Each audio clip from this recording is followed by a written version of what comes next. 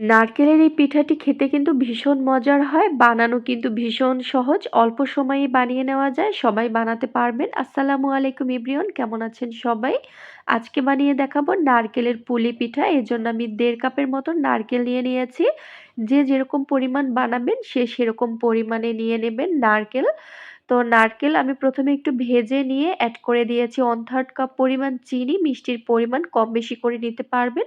তারপরে ১ টি এলাচ ও ২ টুকরো তেজপাতা দিয়ে দিলাম। তারপরে দিয়ে দিচ্ছি গুঁড়া দুধ। এখন আমি ২ থেকে ৩ মিনিটের মতো নেড়েচেড়ে নেব। তারপরে তুলে নিচ্ছি, কারণ বেশি কালার করতে যাব না, তাহলে কিন্তু পুড়ে যাবে। তো নারকেলের পুর রেডি হয়ে গেল। আর এখানে আমি আগে থাকতেই ময়দার ডোটা মেখে রেখেছিলাম। আর ময়দার ডো মেখে নেওয়ার জন্য সয়াবিন তেল, কালো জিরা, স্বাদমতো লবণ আর পরিমাণ মতো পানি দিয়ে ডোটাকে মেখে আমি ০.৫ ঘন্টার জন্য রেস্টে রেখে দিয়েছিলাম। আর এজন্য ময়দা মাখার আসলে ভিডিওটা আর দেখাইনি। তো দেখুন, বড় একটা রুটি বানিয়ে আমি ছোট, ছোট রুটির আকারে কেটে নিয়েছি। আপনারা তো দেখেই বুঝতে পারছেন। তো সবগুলো রুটির উপরে আমি আগে থাকতে বানিয়ে রাখা নারকেলের পুর দিয়ে দিলাম। আর এভাবে পুলি পিঠাগুলো বানিয়ে নিচ্ছি। আপনারা হাতের দিকে লক্ষ্য করলেই বুঝতে পারবেন।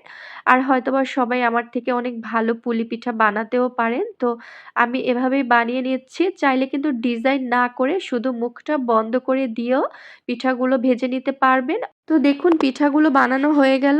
আর এই পিঠাগুলো বানিয়ে কিন্তু বেশি সময় রেখে দেওয়া যাবে না, তাহলে কিন্তু পিঠার শেপটা নষ্ট হয়ে যাবে। তো আমি কড়াইতে পর্যাপ্ত পরিমাণ সয়াবিন তেল গরম হতে দিয়ে পিঠাগুলো ভেজে নেওয়ার জন্য দিয়ে দিলাম। আর বাকি পিঠাগুলো আমি এই পিঠাগুলো ভাজতে, ভাজতে বানিয়ে নিব। তো ওই পিঠা ২ টা আমি আগে দিয়েছিলাম, তাই কালারটাও কিন্তু সুন্দর আগেই চলে এসেছে। আর বাকি পিঠাগুলো আমি আস্তে, আস্তে করে উল্টে দিচ্ছি।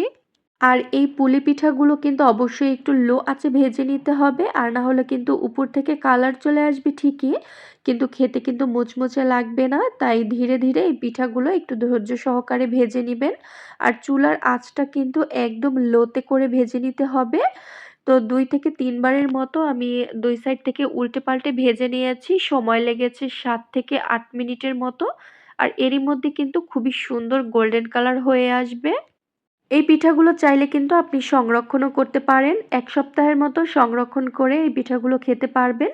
একটি এয়ারটাইট বক্সে আপনি নরমাল ফ্রিজে রেখে দিবেন, তাহলে কিন্তু মুচমুচে থাকবে। তো পিঠাগুলো এরকম কালার চলে আসলে, মুচমুচে করে ভাজা হয়ে গেলে আমি তুলে নিচ্ছি। তো বাকি যেই পিঠাগুলো বানিয়ে নিয়েছি সেই পিঠাগুলো ভেজে নিব, আমি দিয়ে দিলাম। তো আর এই পিঠাগুলো বানানোর পরে যেই ময়দার ডোটা থেকে যাবে সেটা দিয়ে চাইলে কিন্তু আপনারা নিমকি বানিয়ে নিতে পারেন। আশা করছি ভিডিওটি ভালো লেগেছে। সবাই ভালো থাকবেন। আল্লাহ হাফেজ।